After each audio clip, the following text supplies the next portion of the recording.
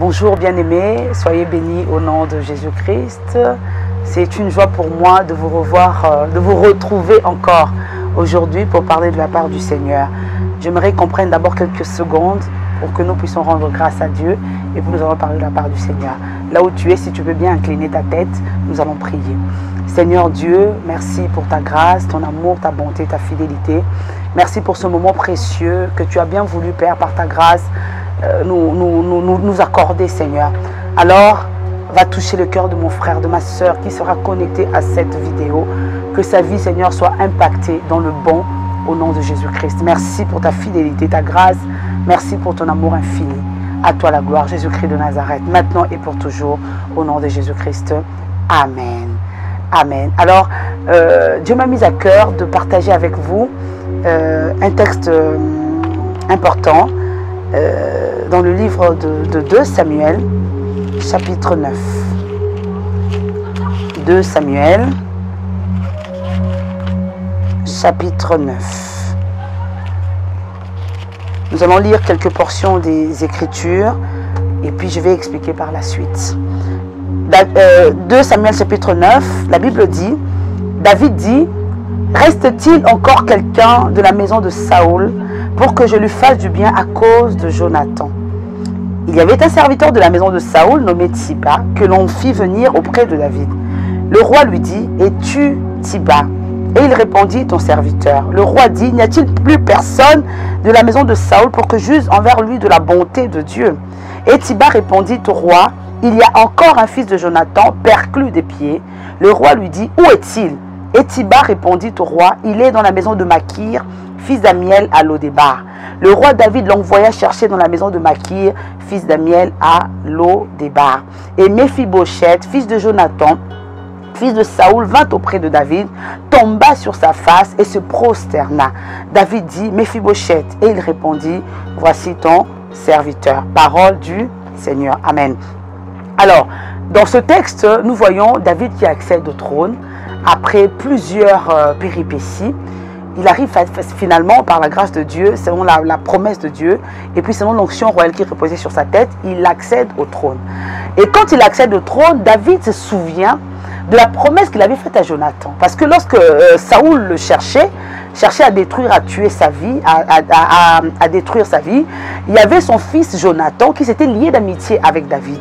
Et Jonathan avait fait en sorte que David soit caché, avait fait en sorte que David soit épargné de la colère de son père. Et ils s'étaient liés d'amitié, ils avaient fait un serment, une alliance, un pacte tous les deux.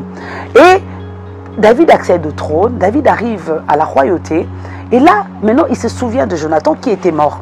Et là, il pose la question, reste-t-il encore quelqu'un de la maison de Saoul pour que j'use de bonté envers lui à cause de Jonathan? Amen. J'aimerais te rappeler, au regard des Écritures, que, amen, lorsque l'homme fait une promesse, parfois il la tient, parfois il ne la tient pas.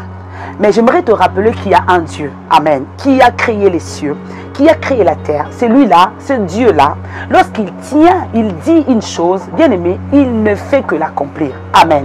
Alors, là où tu vas entendre cette vidéo, tu es peut-être dans une position, dans une posture, dans une situation compliquée. Mais j'aimerais te rappeler qu'il y a un Dieu dans le ciel, il y a un Dieu du haut des cieux, amen, alléluia, qui te voit et qui connaît le fil conducteur de ta vie. Amen. Et il fait la promesse, il l'accomplit. Alors, qu'est-ce qui se passe? Tiba, qui était là, il dit, il reste quelqu'un. Amen. Un fils de Jonathan qui s'appelle Méphibosheth. Mais il est où? Il est à Lodébar. Parce que lorsque son père et son grand-père sont morts, ils ont pris tous les biens qui appartenaient, qui ont jadis appartenu à Saoul. Et Méphibosheth est allé se réfugier à Lodébar. Mais Méphibosheth avait une particularité. Il était perclus des pieds. Il était infirme. Amen. Et là, non seulement il s'est réfugié à Lodébar, Lodébar qui est synonyme de l'oubli, qui est synonyme de la tristesse. Vous qui étiez habitués jadis à manger à la table du roi, vous qui étiez jadis habitués à la royauté, à la célébrité, les gens se prosternent au-devant de vous. Mais Lodébar, c'est l'image de la tristesse, c'est l'image d'une presque fin triste. Et c'est là que Méphibosheth se retrouve. En plus, il était perclus des pieds. Or, Cet enfant-là, lorsqu'il était encore enfant Méphibosheth, il avait ses 2 pieds, il marchait comme vous et moi. Mais qu'est-ce qui s'était passé lorsque la nouvelle de la mort de son père et son grand-père est arrivée dans la ville? Sa nourrice qui le portait l'a fait tomber malheureusement, malencontreusement. Et en tombant, il s'est retrouvé perclus des pieds. Donc, un autre problème. Or, lorsqu'on était impotent, invalide, on était infirme, on avait interdiction d'accéder à la royauté et même d'être dans la cour du roi.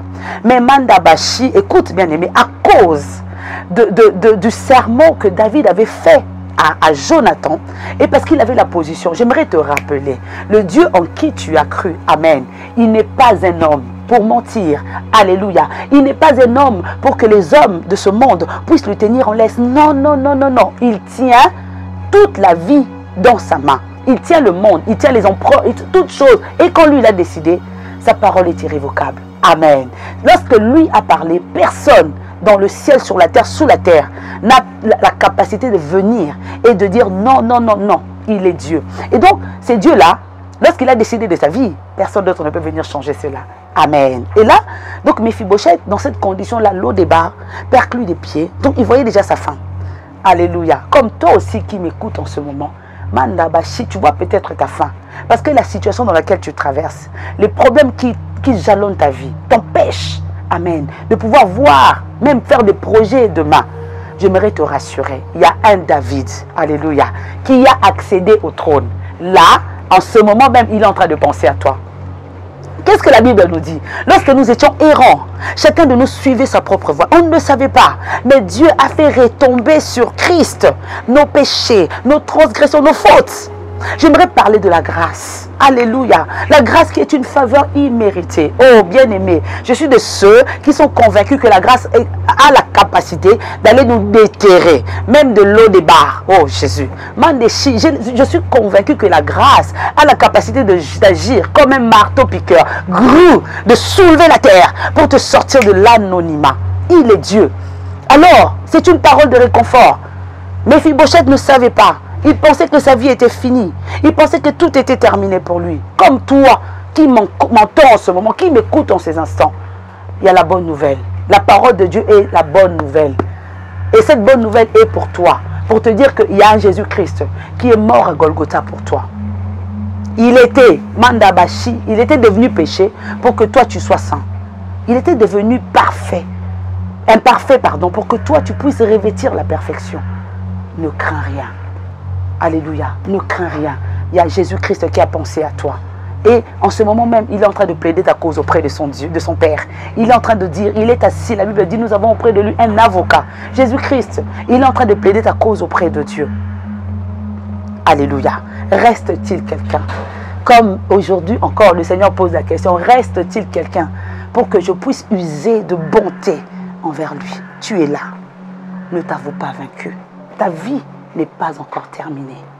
Amen. Les choses meilleures arrivent pour toi. Parce que ce n'est pas l'homme qui a parlé, c'est l'Éternel des armées. Et si David était un homme, avait la capacité de changer le cours de la vie de l'homme, oh, imaginez, et c'est Dieu, my God, ce Dieu bien-aimé, qui tient le monde dans sa main. Et on nous présente lorsque Okoboshi, Méphibosheth arrive à Jérusalem. Non seulement il accède à la maison de David, mais la Bible dit il mangea à la table du roi. Oh, et ce que j'aime avec la table du roi, il y a une grande nappe. La grande nappe, pendant que Méphibosheth était assis, couvrait son infirmité. Alléluia. Le sang de Jésus-Christ à Golgotha a coulé pour que Okoboshi Kaneako, ton infirmité, tes faiblesses, oh, tes manquements ne puissent plus agir dans ta vie. Sois reboosté. Il y a des bonnes choses qui s'opèrent pour toi. Sois réconforté. La grâce est en train d'entrer en action pour toi. Alors, je conclus par là. Lorsqu'on est allé chercher Méphibosheth, j'aime dire, il aurait pu dire, je reste à Lo-débar. Voilà pourquoi Apocalypse 3:20 dira, voici, je me tiens à la porte et je frappe. Si quelqu'un entend ma voix, ouvre la porte, j'entrerai. Je mangerai avec lui et lui avec moi. Alléluia. Maintenant, la grâce est devant ta porte. Accepte-la et tu verras ta vie changer. Jérusalem t'attend. Lo-débar, c'est une escale. C'est un temps. Mais ta destination, c'est Jérusalem. En tout cas, sois béni au nom de Jésus-Christ. Et ne limite plus ta vie selon ta vue. Non. il y a au-delà de ça, il y a quelque chose. Et quelqu'un en ce moment pense à toi et te veut du bien. Sois béni au nom de Jésus-Christ. Amen.